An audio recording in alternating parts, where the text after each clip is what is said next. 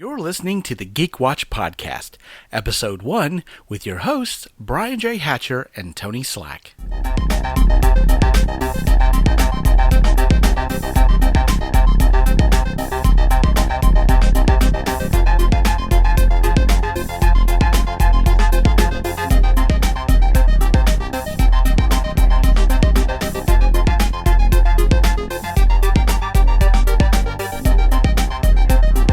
Hello and welcome to the premiere episode of the Geek Watch Podcast. My name is Brian J. Hatcher, and with me is my co-host, Tony Slack. Hey, Brian. How you doing today, man? I'm doing good, Tony. So let's start out with, this weekend, Guardians of the Galaxy Volume 2 came out. We both saw it. So No, that was something, wasn't it? Oh yeah, there you go.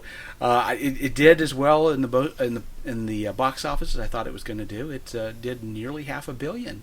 That's a Opening little bit night. of money. Yeah. Yeah. So what did you think?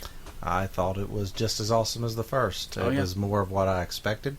Mm-hmm. You could slap those two movies together and just make it one continuous story in my book. Oh yeah, I really enjoyed it, and there was a lot of things that were set up in the first movie, of course, that they did in the second. Yeah. Now, let me go ahead and just announce now. I figure this is going to be a spoiler. Our discussion is going to bring out some spoilers. So if you haven't seen the film yet, pause this, go see the film, and then come back. Yeah, it's just like controlling time. Well, there you just go. Pause us, enjoy life, and then come back. There you go. Exactly. So I tell you, the thing about it is, of course, I'm being an older fellow as I am. I love the music, and I love the new music. And the thing about it is, actually, the music played more of a part in the second movie than it did in the first. Specifically, that song "Brandy, You're a Fine Girl," because it was a thread that was kind of all the way through the film. Oh yeah, and by the end of the movie, he was like, "Oh, Brandy, yeah, that's not just a song anymore." No, it's not just a song anymore. But what's really interesting, of course, is in both films you have the music isn't just something that's playing in the background. It's something that the characters have. It's because of the tapes. Oh, it helps tell the story. Oh, absolutely. Yeah. So, but I tell you what, I wasn't sure which one I liked better, the first and the second. I'm sure you catch me on a different day. I'll say, maybe I like the first one better, or maybe I like the second one better. The first had the advantage that nobody saw that coming. It was not like anything you'd ever seen in the theaters before, as far as superhero movies were. Oh yeah, it was like Marvel just went to Disney or vice versa, however that works, and they were like, okay, I know we've got a guy coming out later that can control ants, but until we get there, we got this great idea with a tree and a raccoon. Yes, exactly. And they were like, okay. So which one of them talks? Well, they both talk. Yeah, one of them can only say one thing, though, but everybody knows what he means. Yeah. But the audience won't. Exactly. But they'll explain it to the audience. Oh, exactly. There you go. But yeah, once they did that, they could pretty much, like I've heard you say, print their own money. Exactly. Yeah. That was the thing. I had a friend of mine. He said, "Okay, this is where Marvel has jumped the shark. This is where everything goes off the rails. You're not gonna. People are not gonna. They're not gonna be on board for a walking tree and a talking raccoon." And I said, "Hey, look. At this point, I mean, Marvel had knocked a bunch of movies out of the park, and they were at a point. Yeah. They were at a point right now where they could kind of get away with, okay, this may be a little bit weird, but hey, where have we steered you wrong before, And so, and I mean, not to say that everything they did up to that point was 100% perfect. I mean, the Hulk the Hulk movie had its issues. Yeah, the Hulk has always suffered a little for some reason. And the first two Thor movies, I mean, are not the best that they've done. They were bland. I mean, that's a good way to put it. You didn't have great villains. You had Chris Hemsworth, who makes an awesome Thor. Yeah. But he's only as awesome as the story they throw him in. Yeah, so. That's true. And really, to be honest, I mean, I wasn't a big fan of the 3D in the first Thor movie. Yeah. Because, and I've said this a lot of times, the secret to good 3D is high color, high contrast. Yeah. And if you put them in a frozen gray world, everything looks like mud. Yeah. So it was really difficult to watch that film in 3D. So it didn't really do for me. But again, Marvel they've had their issues in the past, but I mean for the most part that you knew they were fans of the material and they were bringing some good stuff, and so they said, hey, give us a chance with this. Yes, Yeah. it's a space opera with a talking raccoon and a walking tree, but Yeah. trust us. Yeah. And I mean, the trailers just looked amazing. Yeah. So And they still did no justice for experiencing that film the first time in theaters. I know. Because you were like, as awesome as that trailer was, and as much as I wanted to see it, I want to come back and see it again tomorrow. Oh yeah. Because you just, if you weren't familiar with that part of the Marvel Universe, then you had no way of knowing how awesome that movie was going to be. And there's no way you could take it all in the first time. You would want to go back and say, I missed this because I was still trying to wrap my head around a talking tree. Or I was still trying to figure out what Rocket is. Oh yeah. But yeah, oh my God. I've watched that first one a half a dozen times. And I mean, seriously sat and watched it from beginning to end. Oh yeah, and the second was just a continuation of all this. The one thing too is, I mean, you think about this. I mean, a lot of the scenes of in the trailer, which is basically the Guardians fighting this big toothy space squid thing, whatever that was. That was the title sequence. Yeah, that was an opening credit. It was the opening credits. Yeah, it meant nothing to the story. But by God, did it look awesome. I know, and it's like, well, I mean, most of the stuff that you see in the trailer happens, except for maybe one or two very small scenes, happens pretty much the first 10 to 15 minutes of the film. Yeah, they pretty much made the trailer out of the first quarter of the film. Yeah, exactly. Yeah. So it's like it's not really a situation where the trailer even begins to spoil the movie. No, if you've seen it, absolutely not. It's just which again, a lot of trailers that come out, you got the ending, you get the ending in the trailer. Yeah. Very often. Yeah, and you didn't have a clue. I mean, we can get into it more in a little bit, but I was halfway through with this movie, and I'm thinking, where the hell is a villain at? Oh yeah, this movie is awesome, but what's the threat? What's going to happen? Exactly. And they kept you hanging on, wondering until the big reveal, and then you were like, oh. Well, the thing about it is for the most part, if you watch the trailers, you got the idea that the main villain was going to be the Sovereign, the gold rays. Yeah. And for the most part, I mean, that's pretty much what we all figured. But it turns out that they're more of like a nuisance villain. Like in the first one, that was pretty much the Ravagers. Yeah, they were every time the Guardians would try to do something, the Ravagers would, or in their way or slowing them down. The Ravagers and Yondu would show up and make things difficult for everybody, and that's kind of the situation that the Sovereign, that race did. They'd show up in their remote controlled ships. Yeah, they were almost comic relief to a certain extent. I mean, they. Oh yeah. You never felt like they were going to really see through with any evil plans because they just didn't have it in them. Oh yeah, definitely. They almost reminded me of that race of villains in the Tim Allen Space Adventure, Galaxy Quest. Galaxy Quest. They were really almost about as much of a threat as those dudes. Yeah, no doubt.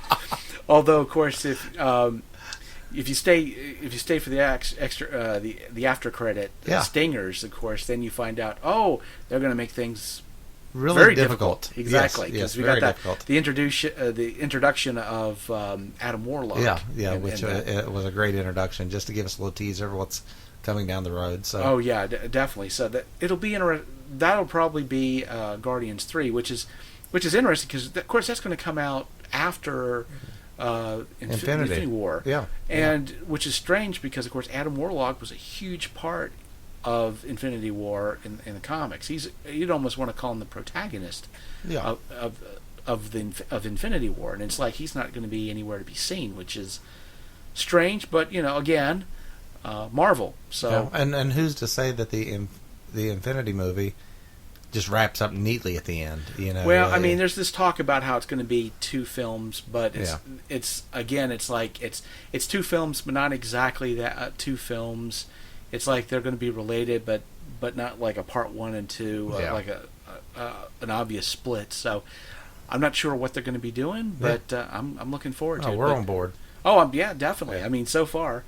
And we got two more Marvel movies coming up at this point. Yeah. We've got Spider-Man: Homecoming, which every time I see a trailer for that, it's just amazing. Yeah. And again, one of the, and then of course we got Thor: Ragnarok coming out in I don't November. know. Yeah, and I don't know which I'm looking more forward to seeing because I know you're excited to see the Spider-Man Iron Man team up.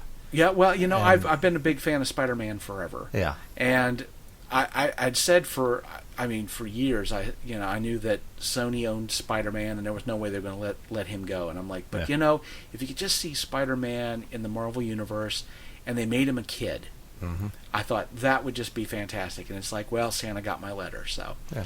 and I tell you, one of the big advantages I had to seeing Guardians Volume 2 in the theaters in 3D was I got to see the Spider-Man trailer and I got to see the Thor trailer in 3D. Nice. Watching the Hulk run toward the audience in 3D was pretty awe-inspiring. That should be a little overwhelming. Yeah, Yeah. it was. It definitely was. So I mean, yeah, Marvel's got a couple of films still left to go, which I'm looking forward to. Yeah, and I love the fact that, back on Spider-Man, that they went with a teenager. Because who's to say this kid isn't going to knock it out of the park and be Hugh Jackman, Yeah. Wolverine as Spider-Man? You know, he might be our 20-year Spider-Man, which would be awesome to see that character Oh, yeah. develop and keep going between his own Sony pictures and over to Marvel and Disney. I mean, that's awesome what they can do with that kid.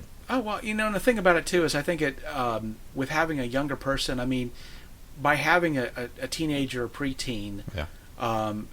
to have somebody who is that age but can still hang with the adults. Yeah. I mean, that's a power fantasy for most young people. Oh, yeah, and And Civil so- War was spectacular with introducing him. Oh, absolutely! God, you couldn't have asked for anything better. No. I mean, I'm kind of torn whether or not I feel like they should have put that in the trailer or not. I'm not sure. Oh, If, Spider-Man? yeah, Yeah. I almost, in one sense, I feel like it would have been a great surprise if he'd have just showed up if I'd have seen him in the theater, and didn't know he was coming. But you know, at the same time, seeing him in that trailer. Oh, yeah. But again, here's the thing that Marvel has this tendency of doing. They're not. I know that DC and Warner Brothers has played up this rivalry in the cinematic universes, Yeah. which I don't think Marvel really has kind of picked up it's not like they really kind of picked up that gauntlet and decided to do that. You know, Yeah, they're not they- really fighting. They're doing what they do. But there is those moments where Warner Brothers will make an announcement, they'll release a trailer, and like right after that, Marvel will drop a trailer that just nobody's talking about the DC trailer Yeah, anymore. you just instantly forget. It's almost like medicine, though. That's the way I look at it. It's like you've been traumatized because you know something bad's coming, Oh. but then I'll tell you the perfect example is like when you see a baby getting the picture and they got the little squeaky animal. Yeah. The baby's crying. You just saw the DC trailer, Oh, God. and they start squeaking the toy, and that's Marvel, and it makes the baby smile. It's like forgets all about being upset. Hey, well, in all fairness, the Wonder Woman trailer did the final trailer did open up yesterday. And Yeah. the trailer looks good. It looks true to Wonder Woman in my book. Yeah, but I'm so nervous. Yeah, well, I just DC they haven't quite, and Warner Brothers, they haven't quite cracked the code yet. And I think part of that has to do with, again, they're too busy trying to eat off of Disney's plate. They're spending too much time looking at what Disney's got, Yeah. when they should just be more concerned with, just doing their own and get some people who have an appreciation for the source material, Exactly. but keep them. Yeah. You have, because we'll just bring up the Ben Affleck thing again. Yeah. Why not? I can't imagine anybody who's a bigger fan of Batman than Ben Affleck. Yeah, and especially a man that's in Hollywood that has the money, Yeah. and the way to get things done the way he believes that fans of Batman want it done. Oh well, yeah. I mean, it's not like he doesn't know the source material and Yeah. doesn't appreciate it. Not to mention, well, you have an Oscar winner in that director, Yeah. and that he brings in an Oscar winner as a screenwriter. Exactly. And Ben Affleck's got an Oscar for screenwriting, and they're working together on the script. And you got Ben Affleck directing, and he an amazing director. Loved Argo. Yeah. Argo was just amazing. Yeah. So I knew that he would bring a ton of stuff to the Batman. Oh, yeah. But you have that situation, and then suddenly Warner Brothers decides, no, we're not going to have Ben Affleck direct it. You Nah. can just start it. You can direct it. And here's your script back. No, thank you. Yeah, exactly. Yeah, it's like, what? what's going on? But Yeah. again, I think Warner Brothers just has this habit of just micromanaging Yeah, everything. they don't trust their creators. They don't trust their writers, and apparently they don't trust the stars of their shows because No, Ben Affleck he's Batman. yeah, But this guy loves Batman, and you know that he can write one hell of a script, and that Mhm. he can do some magic.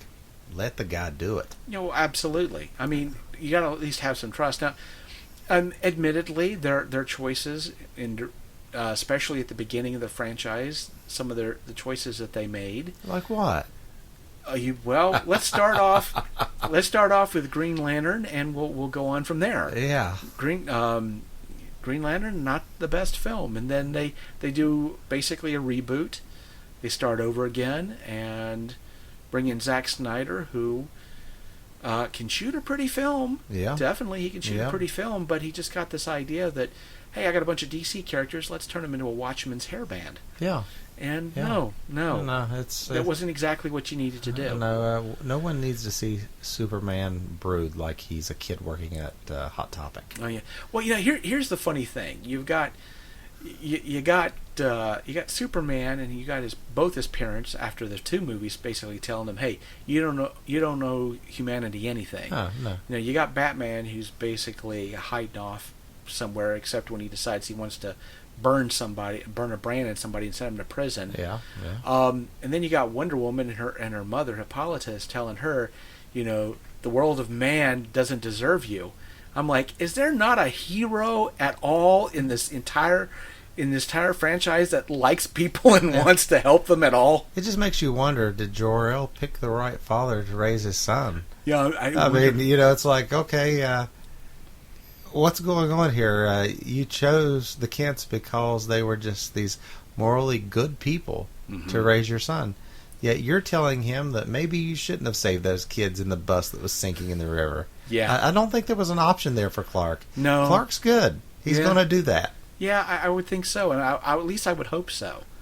Just don't listen to Jonathan sometimes. I mean, yeah, if he hadn't listened to Jonathan'd still be alive. Exactly. I mean, wow. Yeah, that drives me nuts sometimes. I'll be watching even the DC series on television, which I love so much more than the movies. But sometimes I'll be sitting there and I'll be watching it, and I'll be like, why doesn't Supergirl do this? She's fast enough to do this. Why doesn't the Flash do this? He could have went and came back without them even realizing it. And then it goes back to Man of Steel, and it's like, you could have went over and saved your dad, ran through the Taco Bell drive-thru, and came back with him standing beside you, and no one would have been the wiser. Yeah. But you let him die. Exactly. Why? Exactly. Well, the thing about it is, in the Chris Reeves Superman, his father does wind up dying of a heart attack. Yeah. But again, that was a kind of a powerful moment because he could do everything. He has all these powers, but he couldn't save his father. Yeah. Because it was just natural selection. It was Jonathan's time to go. Yeah, and this time not so much. I mean, he sat there and watched him as basically a tornado basically does this really odd looking wipe. Yeah. Yeah. So I have the highest hopes, and I have to say hopes for Wonder Woman because so much is depending on this film. I think it's almost like the last hope. I know we're going to get Justice League either way. But if Wonder Woman comes out and it is literally what we saw in the trailer, and there's no surprises, there's nothing to it to make us say, "Oh my God!" Then, the thing about it is, I don't know if I want to go into too much detail in case people haven't been on the internet, but I think that with Wonder Woman there is the villain hasn't really been revealed in the trailer. We've got this Dr. Poison character, very original, Dr. Poison. Yes. But they're kind of playing her off as the villain. Yeah, but I think it very much is like the Sovereign in Guardians of the Galaxy Volume 2. Yeah. That's sort of a side character. There's actually a major villain that they're not tipping off. I know who you're talking about, but at Right. the same time, I just wonder if we should give DC that much credit. Well, let's hope, right? Let's hope, and let's hope that it works out. But the thing about it that worries me, of course, is that if Wonder Woman doesn't work out, we're still going to get Justice League. That's already been shot. Yeah, but what else are we going to get? Because what a nightmare to say we've got to scratch all this again. I almost think at that point you've got to Well, Wonder if Warner Brothers should even have DC at this point. well, I don't think that's gonna change. But No. I mean, the thing about it is my hope is that Wonder Woman does well. Yeah. Oh, absolutely. But if Wonder Woman doesn't do well, my next hope is that Atomic Blonde just blows, the box office out of the water, just so that Warner Brothers doesn't fall to this horrible fallacy of, well, you put a woman in a lead in an action movie, it doesn't work. Yeah. And it's like, you would think by now that Hollywood could see things like Salt and Kill Bill and realize, yeah, it does work. You just they're out there. They're definitely out there, and it's just you got to have the good story. Yeah. And so, I mean, believe me, I hope and pray Wonder Woman works out. I hope Justice, as much as, anybody who even says anything bad about the DC films, you're just a Marvel fanboy. No, absolutely not. I love Superman. I was raised on DC Comics, and I Yeah. didn't care for Marvel. Infinity Gauntlet series was what got me started on Marvel. Yeah. When I was in my late teens, but yeah, this stuff with DC, it's so far from what they've got to stop micromanaging their films, Yeah, man. I mean, yeah. I admit maybe you've made some bad choices in the past, but make better choices. But let these people go. Yeah. Let them run. That's why I should be just absolutely excited about the news that Joss Whedon is going to be doing a Batgirl film. But I tell you what, I bet you even money the film doesn't even get made. It doesn't surprise me if it doesn't. I mean, it just you gotta trust Josh. Yeah, Let him do his thing because he's gonna work you some magic. Yeah, well, exactly. I mean, he can do this. Yeah. Let him do it. Don't sit there and sit on his shoulder and try to tell him how to do this stuff. I mean, he is one of the pillars of what built the Marvel universe, the cinematic universe. Yeah. But again, if you start to micromanage him and all that stuff, and he winds up walking. Yeah. Which I wouldn't blame him. No. Because the thing about it is, at this point in his career, how many times has he got messed over? Yeah. I mean, absolutely. Just with Firefly. Yeah. There's a certain level of BS he's just not going to put up with. No, he'll walk and he because shouldn't. He's got too many options. He's too talented to pretty much take anyone's crap. Oh, absolutely. Yeah. And he's proved his worth. Oh, absolutely. Yeah. And I just hope that that Warner Brothers. I just don't know what it's going to take for them to figure out what the formula. Yeah, and the thing is with Wonder Woman, like I said, I'm right there with you. I want this to work. I want it to work so bad. But even watching the trailer, and maybe this is just me, but I look at that trailer, I think you're still trying to duplicate what Marvel's doing. I mean, you're doing a time period piece. Yeah. I'm looking at a hero holding a shield getting shot at by Germans. And I'm like, where have I seen that before? Oh, wait a second. But, let's see where it goes. Let's maybe they're going to take it somewhere that we didn't expect, and this movie is going to be amazing. And that's what I want to see. Oh, well, that's definitely what I want to see. But, and I think the reason Wonder Woman was a World War II character, and I'm sure they shifted it to World War I. Yeah, they to keep it from being too... Yeah. But, here's the other thing, too, is that one of the problems that I see with Wonder Woman is, it's going to have a downer ending. Yeah. And not just because it's Warner Brothers and Warner Brothers that all their superhero movies have downer endings. Yeah. Anybody who's seen Batman v Superman knows that something happened really badly that made Wonder Woman, leave. Fall back. Fall back on her thing. And I mean, definitely in the trailer you see how gung-ho she is to go into the world of man and make a difference. And I mean, I'm not going to speculate on how bad it's going to be or what's going to happen. I mean, surely my first guess is going to be everybody's first guess of what they're going to do. Yeah. So, especially with how Diana in Batman v Superman looked at the picture of her and Steve Trevor and those other people. I mean, something really bad's going to happen. And it's like, wow, that's going to kind of suck. You're going to have your movie with a real down ending. But they've got to. I mean, and that too. You're kind of, again. It's kind of the same problem we ran into with Rogue One. Yeah. You've already got history set up. Yeah, so you're boxed in. You're boxed in at this point. There's no real getting out of it. Yeah. So they boxed themselves in with Batman v Superman. You're not really going to get away from that really bad ending. So and the thing is, I mean, I think everybody knows that Steve Trevor is her love interest. Yeah. But you're setting Steve Trevor in World War One, and Justice League's going to be in 2017. Yeah. So Steve Trevor's been gone for probably 80 years. Yeah. So and you know, especially with the DC reboot in the comics and you know their whole series, Steve Trevor was a big part of the reboot modern day. Right. So and you know you can go with different versions of Wonder Woman and Steve Trevor, but it's just you're like, okay, he's not going to be there, and that's kind of disappointing because this is a new character.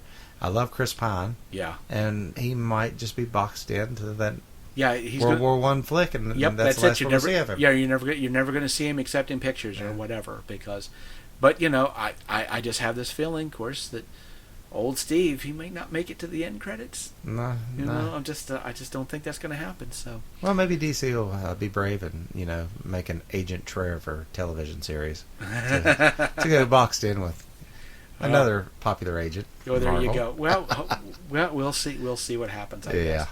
But well, I tell you one thing we can talk about because there's been a lot of really good television recently. Last week, the WGA, the Writers Guild of America, finally came up with an agreement with the AMPTP. Yeah, that's a good thing. Yeah.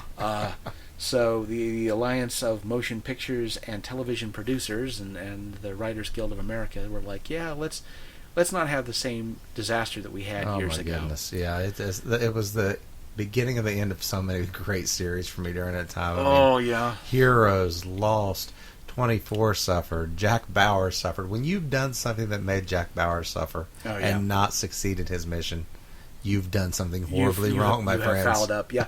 Well, you know, and the thing is, we really are, now that we've got Netflix and Hulu and, you know, HBO and Stars, I mean, we really are in the second golden age of television. Yeah, we have endless entertainment value. AMC.